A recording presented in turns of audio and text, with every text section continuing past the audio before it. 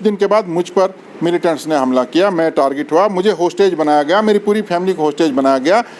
यानी आप साफ समझ सकते हैं कि आर्टिकल 370 के एब्रोगेशन के बाद अब एक पॉलिटिकल वर्कर भी अपने आप को सेफ नहीं समझता। आप देखिए, हमारे फौज के ऑफिसर शहीद हो रहे हैं, हमारे पुलिस के ऑफिसर मारे जा रहे हैं, हमारे जो सिविलियन हैं, जो पॉलिटिकल वर्कर्स हैं, आप भारतीय जनता पार्टी के वर्कर्स को ही लीजिए, कितने सारे वर्कर्स जो है इस आर्टिकल 370 के एब्रोगेशन के बाद मारे। अस्सलाम वालेकुम, आदाब जनाब टाइम्स, आप सभी का खैर मकदम है और मैं हूं आपका मेज़बान नईमुल्लाह कुमारी। आज हम डाक बंगला डोडा में मौजूद हैं और यहां पे पीडीपी की जानिब से एक मीटिंग इनेकाद की गई। जानते हैं एडवोकेट शेख नासिर साहब से कि आखिरकार क्या वजूहात हैं, जो ख़ुद एक पीडीपी के स्टेट सेक्रेटरी हैं। इनसे हम बात करते हैं कि इस जो मीटिंग आज यहाँ पे उसका गर्ज़-ओ-क़ायद क्या रही, कि आज उन्होंने मीटिंग क्यों बुलाई। सर, स्वागत है आपका जनाब टाइम्स में, और जानना चाहेंगे आपसे कि ये जो मीटिंग आज यहाँ पे आपने रखी थी, किस इसकी गर्ज़-ओ-क़ायद क्या थी मीटिंग की? देखिए, पीपल्स डेमोक्रेटिक पार्टी के अंदर जो तंजीमी ढांचा है उसे अदसर नौ तश्कील दिया जा रहा है, क्योंकि हर एक सियासी जमात के अंदर जो इंटरनल इलेक्शंस होते हैं उनकी एक मुद्दत रहती है, और हमारी जमात के अंदर भी अब इलेक्शंस पार्टी के जो जोनल और डिस्ट्रिक्ट लेवल की कमिटीज़ हैं उनके होने थे। और इस सिलसिले में पार्टी ने मुझे डिस्ट्रिक्ट किश्तवाड़ और डिस्ट्रिक्ट डोडा के लिए रिटर्निंग ऑफिसर अपॉइंट किया था, और उसी ज़िमन में आज हमने डोडा में आकर के यहाँ पार्टी के जो जोनल कमिटीज़ हैं और जोनल सदूर हैं उनका इंतखाब किया और उन्हें जो है नामज़द किया। उसी तरीके से डिस्ट्रिक्ट की कमेटी भी फ्रेम की, जो हम पार्टी को भेज देंगे। उसके बाद जो है ये इस तरह की प्रक्रिया जब यहाँ से जोनल और डिस्ट्रिक्ट लेवल की कंप्लीट होगी तो उसके बाद जो है पार्टी सदर का भी चुनाव होगा। ये समझ लीजिए कि पार्टी का जो इंटरनल मैटर था, पार्टी के जो ऑफिस बीरर्स थे उनका इलेक्शन था, और इसी वजह से जो है मैं आज डोडा आकर के हमने यहाँ तमाम जो डोडा के 3 असेंबली सेगमेंट्स हैं उनके जितने भी सीनियर हमारे जो लीडर्स हैं, यहाँ के ज़िला सदर हैं, डिस्ट्रिक्ट कोऑर्डिनेटर हैं और बाकी जो अहदेदारान हैं, उनकी मौजूदगी में आज हमने जो है ये कमिटीज़ तश्कील दी हैं। सर, आर्टिकल 370 के बारे में जानना चाहेंगे कि आप जानते हैं कि इस वक्त पूर्व जम्मू कश्मीर में हालात क्या हैं, उस हवाले से क्या कहना है? क्या लगता है आपको कि आर्टिकल 370 वापस आएगा या नहीं? अगर नहीं आता है, उस हवाले से क्या कहना है आपका? देखिए, आर्टिकल 370 जो है वो हमें अपने मुल्क हिंदुस्तान ने दिया था। हमने आर्टिकल किसी हमसाया मुल्क से नहीं लिया था, हमने आर्टिकल जो है किसी दुश्मन मुल्क से नहीं लिया था। जब हमने इल्हाक किया हिंदुस्तान के साथ, जब जिना की 2 नेशन थ्योरी को जम्मू कश्मीर के लोगों ने, हमारे पूर्वजों ने रिजेक्ट किया, उन्होंने कहा कि हम एक सेकुलर और डेमोक्रेटिक कंट्री के साथ जुड़ना चाहते हैं, हम गांधी और नेहरू के देश के साथ जुड़ना चाहते हैं, हमारा तहफ़्फ़ुज़, हमारा जो खुशहाली है वो इस मुल्क के साथ है, तो हिंदुस्तान के साथ इल्हाक हुआ, कुछ शराइत पर इल्हाक हुआ। आर्टिकल 370 में वही शराइत थी, क्योंकि उस वक्त की जो हिंदुस्तान की लीडरशिप थी उसने हमारे साथ जो प्रोमिस किए थे कि आपके लिए आपके जो इंटरनल अफेयर्स हैं उनमें कोई दखल नहीं दिया जाएगा, आपका अपना आइन रहेगा, आपका अपना एजेंडा रहेगा, और यहाँ की नौकरियों और यहाँ की ज़मीनों के तहफ़्फ़ुज़ के लिए आर्टिकल 370 जो है बना था। और उस शर्त पर ये समझ लीजिए कि जब एक एग्रीमेंट बनता है उसमें कंडीशंस होती हैं, और उस एग्रीमेंट की कंडीशंस को अगर कोई भी एक पार्टनर वायलेट करता है तो एग्रीमेंट नहीं रहता। और उस एग्रीमेंट के बेसिस पर उस इल्हाक जब हुआ आर्टिकल 370 के तहत, हमें जो है जम्मू कश्मीर का इल्हाक हिंदुस्तान के साथ हुआ और कुछ शराइत तय हुई। लेकिन भारतीय जनता पार्टी ने, चूँकि उनका एक इलेक्शन स्लोगन था आर्टिकल 370 की एब्रोगेशन, मैं बड़े वसूख के साथ ये बात कहता हूँ कि आर्टिकल 370 की एब्रोगेशन भारतीय जनता पार्टी ने राष्ट्रहित में नहीं की, भारतीय जनता पार्टी ने नेशनल इंटरेस्ट में नहीं की। अगर Bharatiya Janata party national interest में सोचती तो कभी आर्टिकल 370 की एब्रोगेशन नहीं करती। भारतीय जनता पार्टी ने आर्टिकल 370 की एब्रोगेशन अपने वोट बैंक के लिए की। मैं यही जानना चाहता हूँ, क्या लगता है आपको कि उन्होंने अपने पर्सनल प्रॉफिट के लिए किया है? ऑब्वियसली, क्योंकि इनका एक इलेक्शन स्लोगन था। देखिए, हर पार्टी का एक इलेक्शन स्लोगन होता है। अगर नेशनल इंटरेस्ट की बात करते तो कभी नहीं करते, क्योंकि 1947-48 से लेकर अभी तक आर्टिकल 370 तो मौजूद था और जम्मू कश्मीर तरक्की कर। हमने कभी ये नहीं कहा हम हिंदुस्तान का हिस्सा नहीं, हम हिंदुस्तान का हिस्सा थे, हम हिंदुस्तान का हिस्सा हैं और हम हिंदुस्तान का हिस्सा रहेंगे। आइडिया ऑफ इंडिया को हम लोगों ने जम्मू कश्मीर में जो है वो प्रमोट किया, हमने तिरंगा उठाया, इसमें तो कोई दोहराई नहीं है। लेकिन भारतीय जनता पार्टी ने सिर्फ अपने वोट बैंक के लिए, अपनी पॉलिटिक्स के लिए एक परसेप्शन पूरे देश में क्रिएट किया और ये कहा कि आर्टिकल 370 की वजह से जम्मू कश्मीर हिंदुस्तान का हिस्सा नहीं था। हमें कोई शक नहीं है, हमारे पास एक क्लियर स्टैंड है कि हम हिंदुस्तान का हिस्सा है। लेकिन भारतीय जनता पार्टी ने सिर्फ एक परसेप्शन क्रिएट किया और लोगों को कहा कि जम्मू कश्मीर अभी अटूट अंग नहीं है। हमें कोई शक नहीं था, उनको शक था कि हम अटूट अंग नहीं है। उन्होंने सिर्फ और सिर्फ अपने पॉलिटिकल गेन्स के लिए, अपने वोट बैंक के लिए आर्टिकल 370 की एब्रोगेशन की है। सर कहा गया था कि एब्रोगेशन के बाद ऐसा होगा कि जम्मू कश्मीर सारे बदल जाएंगे। क्या लगता है किस कदर हालात बदले? नौजवानों की बात की जाए, सड़कों पर हैं या नहीं हैं? आपको क्या लगता है उस हवाले से? क्या कहना है आपका, किस कदर हालात बदले? कश्मीर की अगर खसूसी हम बात करेंगे, पत्थरबाजी कहीं ना कहीं कम हुई है, उस सवाल से क्या कहना है आपका? हाँ, आर्टिकल 370 के बाद हालात बिल्कुल बदले हैं, मैं इस बात से इत्फाक रखता हूँ। भारतीय जनता पार्टी भी कहती थी, हम भी मानते हैं हालात बदले हैं। हालात ये बदले हैं कि पहले यहाँ का पॉलिटिकल वर्कर अपने आप को महफूज समझता था। देखिए, मैं अपनी बात करूँगा, हम लोग यहीं इसी खिते चनाब के रहने वाले हैं, हमने यहाँ तालीम हासिल की, हम यहाँ काम करते हैं। पिछले 20 साल से मैं वकालत कर रहा हूँ, सियासत भी कर रहा हूँ, समाजी काम भी कर रहा हूँ। जब तक आर्टिकल था मैं अपने आप को महफूज समझता था। आर्टिकल 370 5 अगस्त 2019 को एब्रोगेट हुआ। 12 सितंबर 2019 को, यानी ठीक 1 माह कुछ दिन के बाद मुझ पर मिलिटेंट्स ने हमला किया, मैं टारगेट हुआ, मुझे होस्टेज बनाया गया, मेरी पूरी फैमिली को होस्टेज बनाया गया। यानी आप साफ समझ सकते हैं कि आर्टिकल 370 की एब्रोगेशन के बाद अब एक पॉलिटिकल वर्कर भी अपने आप को सेफ नहीं समझता। आप देखिए, हमारे फौज के ऑफिसर शहीद हो रहे हैं, हमारे पुलिस के ऑफिसर मारे जा रहे हैं, हमारे जो सिविलियन हैं, जो पॉलिटिकल वर्कर्स हैं, आप भारतीय जनता पार्टी के वर्कर्स को ही लीजिए, कितने सारे वर्कर्स जो है इस आर्टिकल 370 की एब्रोगेशन के बाद मारे गए। अब जहाँ तक हालात की बात है, अगर उसको एक तरफ रखें, अब बेरोज़गारी देखिए कितनी बढ़ चुकी है, आप कीमतें देखिए कहाँ आसमानों को छू रही हैं, आप जम्मू कश्मीर में बिजली का निज़ाम देखिए, आप जम्मू कश्मीर के अंदर सड़कों का हाल देखें, तो हालात तो बदले हैं। पहले हालात ठीक थे, आर्टिकल 370 के बाद बुरे हो गए और आहिस्ता आहिस्ता बद से बदतर हो रहे हैं। और हमें लगता है कि अगर यही हाल रहा तो यहाँ से पलायन लोगों का शुरू होगा, क्योंकि जिस तरह से हम देखते हैं कि गर्मियों के मौसम में बिलासपुर से, बिहार से, यूपी से लोग मजदूरी करने के लिए यहाँ आते हैं, वो दिन दूर नहीं है। अगर इसी तरह के हालात रहे, यही मरकज़ी सरकार, मेरे जम्मू कश्मीर का नौजवान, मेरे जम्मू कश्मीर का हर बेरोज़गार शख्स यहाँ से बिहार मजदूरी करने के लिए जाएगा, वो यहाँ से अरुणाचल प्रदेश मजदूरी करने के लिए जाएगा, क्योंकि मरकज़ी सरकार का सिर्फ और सिर्फ यही एजेंडा है कि जम्मू कश्मीर से सब कुछ छीन लो, इनके हाथ में कटोरा दे दो, इनको भीख मांगने के लायक। सर कहा गया था कि आर्टिकल 370 की एब्रोगेशन के बाद जम्मू कश्मीर को करप्शन फ्री स्टेट बनाया जाएगा, इस हवाले से क्या कहना है आपका? जम्मू कश्मीर आज करप्शन फ्री है।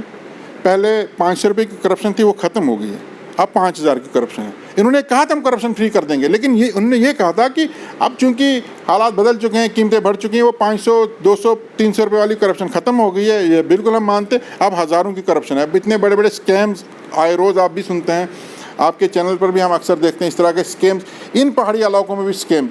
अब तो जो आम एक छोटा गरीब है, जो रूरल डेवलपमेंट डिपार्टमेंट से PMAY, जिसको पहले IAY कहते थे, PMAY के उस मकान के लिए उसको करप्शन देनी पड़ती है। यानी जिसके सर के ऊपर छत नहीं है, उसे उस छत को लेने के लिए भी पहले ऑफिसरों की जेब गर्म करनी पड़ती है। PMAY का स्कीम आप देख लीजिए। अब पहले पटवारियों और क्लर्क्स तक ही रिश्वत का जो है मामला रहता था, अब तो यहाँ इतने बड़े मामला हैं। अब तो यहाँ से एक गवर्नर, ये मैं नहीं कहता, जम्मू कश्मीर से एक गवर्नर साहब जो यहाँ से होकर के गए हैं, सत्यपाल मलिक साहब, उसने तो पूरी दुनिया के सामने आया कर दिया कि यहाँ तो करोड़ों का कारोबार चलता है अंडर टेबल। उसने तो कहा कि फाइल को आगे करने के लिए 50-100 रुपये वाली बात नहीं रही, अब तो करोड़ों की डील होती है। हाँ, छोटी मोटी करप्शन खत्म हो गई, अब करोड़ों की डील है। करप्शन खत्म हो गई जम्मू कश्मीर में, अब डील शुरू हो गई। सर इंतखाबात की बात की जाएगी, DDC इंतखाबात जब पहले हुए थे तो कुछ जगहों पे आपने इलाक नहीं किया था, उस हवाले से क्या कहना है? मान लीजिए दोबारा इंतखाबात जब होते हैं, क्या आप दोबारा से इलाक करेंगे या नहीं? देखिए, जहाँ तक इलाक की बात आप पूछ रहे हैं, ये पार्टी की जो क़यादत है, पार्टी की लीडरशिप है, ये उनका फ़ैसला है। हम पार्टी के छोटे कार्यकर्ता हैं। लेकिन जो मेरी समझ में आ रहा है, जो आप जो गुपकार अलायंस की आप बात कर रहे हैं, देखिए हम बार बार इस बात को क्लियर कर चुके हैं, हमारी पार्टी की क़यादत इस बात को क्लियर कर चुके हैं। गुपकार अलायंस जो है लार्जर गोल के लिए बना है। Gupkar alliance DDC, BDC, panchayat, municipality, assembly चुनाव के लेकर के नहीं बना है। गुपकार अलायंस एक लार्जर इंटरेस्ट के लिए बना है। वो स्टेट की बहाली, वो आर्टिकल 370 की वापसी और जम्मू कश्मीर के लोगों की बेहतरी के लिए बना है। चुनाव तो चलते रहते हैं, चुनाव में अलायंस हो ना हो ये आने वाला वक्त बताएगा और हमारी पार्टी की क़यादत इसका फैसला करेगी। लेकिन फ़िलहाल जो हमारा अलायंस बाकी हम ख्याल जमातों के साथ है, वो एक लार्जर इंटरेस्ट के लिए और रहेगा, और हम पूरी कोशिश करेंगे कि वो बरकरार रहे जब तक ना हम उस मकसद में कामयाब होंगे। बाकी चुनाव के वक्त क्या सूरत-हाल होगी, वो पार्टी की क़यादत जो फैसला करेगी, तो हम उसके सर मान लीजिए इलेक्शन आप जीत जाते हैं इस वक्त कुछ फैसले ऐसे हैं जो कि लोगों के हित में नहीं हैं। सरकार तो लोगों के हित में फैसले कर रही है, लेकिन लोग उसे कहीं ना कहीं नाला हैं। ज़मीनों के हवाले से बातें चल रही हैं और कई जगहों पर ज़मीनें छीन ली गई हैं, कईयों के मकान ढो दिए गए हैं। उस हवाले से क्या कहना है? अगर आप इक़्तिदार में आते हैं, पीडीपी इक़्तिदार में आती है, आप लोगों के हित में किस कदर फैसला करेंगे? देखिए, इस वक्त जो कुछ भी फैसले हो रहे हैं, चाहे मरकज़ी सरकार की तरफ से हो रहे हैं या गवर्नर एडमिनिस्ट्रेशन की तरफ से हो रहे हैं, वो मैंने पहले कहा कि वो एक पर्टिकुलर पॉलिटिकल पार्टी के इंटरेस्ट को देख करके किए जा रहे हैं। वो लोगों के हित में फैसले नहीं हो रहे हैं, वो आवाम के मुफाद के सवाल ये है कि आप इक़्तिदार में आने के बाद क्या फैसला करेंगे? मैं वही बात करूंगा, वो लोगों के हित में फैसले नहीं लिए जा रहे। इसलिए जब भी हमारी सरकार बनेगी, फैसले लोगों के हित में लिए जाएंगे। जो हमारा पास रिकॉर्ड रहा है, जब 2002 में मुफ्ती मोहम्मद सईद साहब की सरकार बनी तो उन्होंने जो हीलिंग टच पॉलिसी शुरू की थी, वो लोगों के हित की पॉलिसी थी। देखिए, आपको हर 1 किलोमीटर के बाद गाड़ियों से नीचे उतारा जाता था, आपके साथ आपकी तलाशी ली जाती थी, आपको तंग तलब किया जाता था, आपको जहनी तौर पर परेशान किया जाता था। वो सब कुछ ख़त्म हो गया था, लोग अमन से सुकून से रहने शुरू हो गए थे। वो कोई वोट बैंक की पॉलिटिक्स तो नहीं थी, वो लोगों के हित की पॉलिटिक्स। उसके बाद टूरिज़्म की तरफ ध्यान दिया गया, टूरिज़्म डेवलपमेंट अथॉरिटीज़ बनी, चाहे भद्रवाह की बनी, किश्तवाड़ की बनी, और उसके बाद नई तहसील्स क्रिएट हुई, तो लोगों के हित में फैसले लिए गए थे। आज जो फैसले लिए जा रहे हैं वो एक मखसूस सियासी जमात के लिए लिए जा रहे हैं, और इंशाअल्लाह ताला जब हमारी सरकार बनेगी, जब हमारे हाथ में कलम आएगी, तो हर उस फैसले को मिटाया जाएगा जो फैसला किसी एक जमात ने अपने मफाद के लिए किया था, बल्कि आवाम के फैसले, आवाम के हित के फैसलों को जो है वो ज़मीनी सतह पर रखा जाएगा, उनको लागू किया जाएगा और नए फैसले लिए जाएंगे।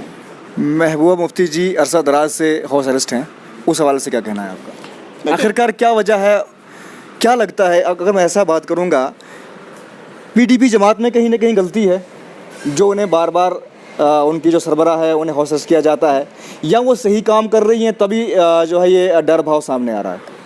देखिए, हमारी क़यादत को अक्सर नज़रबंद किया जाता है। जब भी कहीं कुछ घटना घटती है, उन्हें वहाँ जाना होता है, या कुछ भी उनको अपना इजहार ख्याल करना होता है, या लोगों के हित में कोई बात करनी होती है, उन्हें हिरासत में लिया जाता है।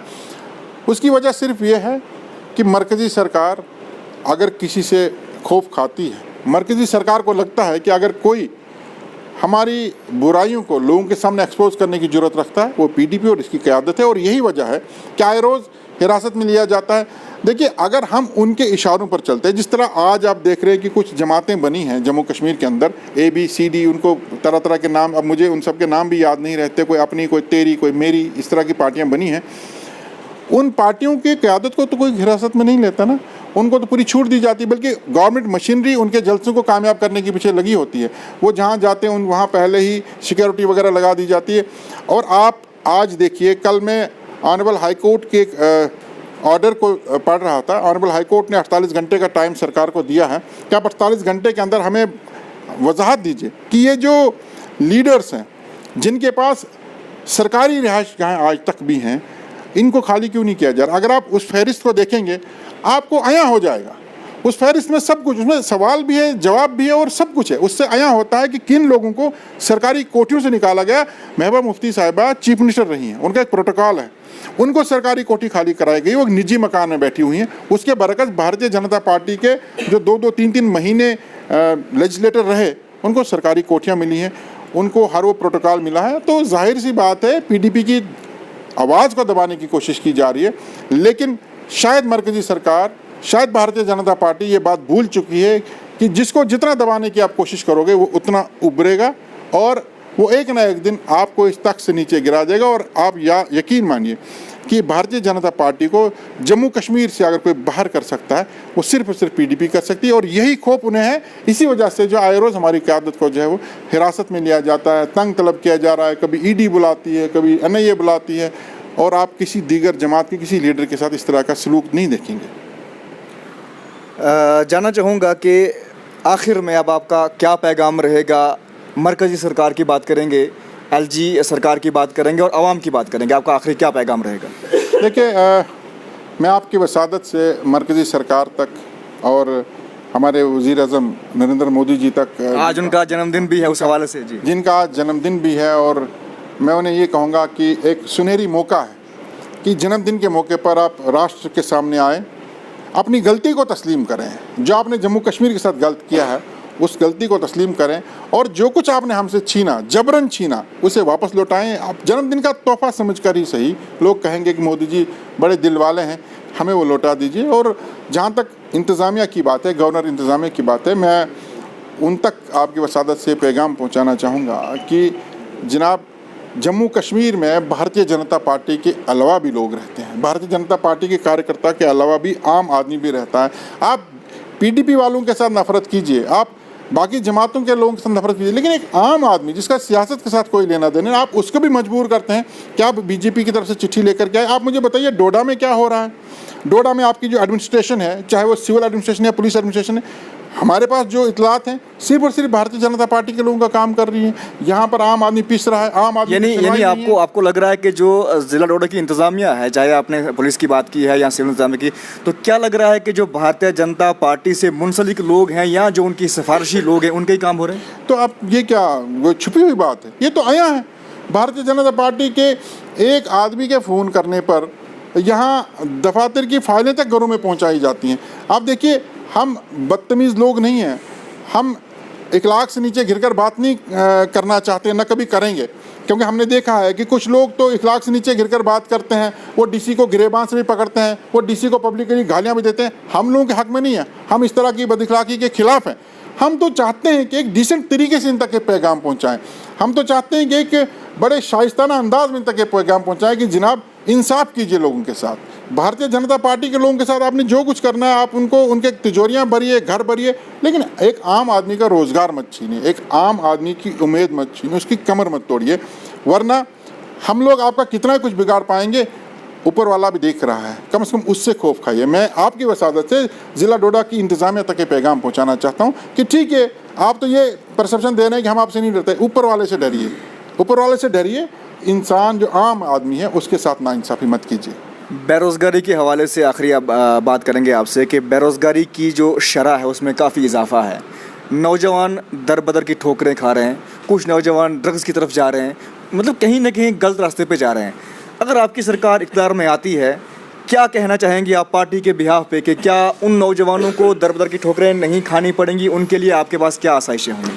ये जो अभी मंशियात का जो इस पूरे खिते चुनाव में जम्मू कश्मीर में सब जगह दौर जो चल रहा है, आपको क्या लगता है कि इसमें जो इसको रोकने वाले लोग हैं, जो अथॉरिटीज़ हैं, आपको क्या लगता है उनकी मिलीभगत नहीं है? आए रोज़ हम पढ़ते हैं, खबरें देखते हैं, सुनते हैं कि 1 किलो हीरोइन पकड़ी गई, चिट्टा पकड़ा गया, ये पकड़ा गया, वो पकड़ा गया। एक किससे पकड़ा गया? काश्तीगढ़ का फलाना, किश्तवाड़ का फलाना, भद्रवाह का फलाना, रामबन का फलाना।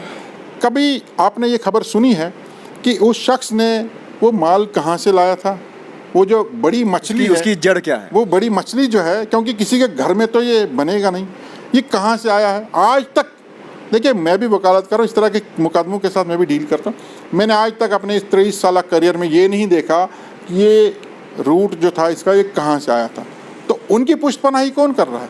तो ये मंशियात हो, कुछ हो, मैं तो साफ अल्फाज में यही कह रहा हूँ कि एक साजिश है जम्मू कश्मीर के नौजवानों के साथ, जम्मू कश्मीर की आने वाली नस्लों के साथ, कि ये भीख मांगने के लायक रहें, इनके पास कुछ नहीं, ये आवाज़ ना उठा सके, ये कभी ये ना कह सकें, अपना हक ना मांग सके।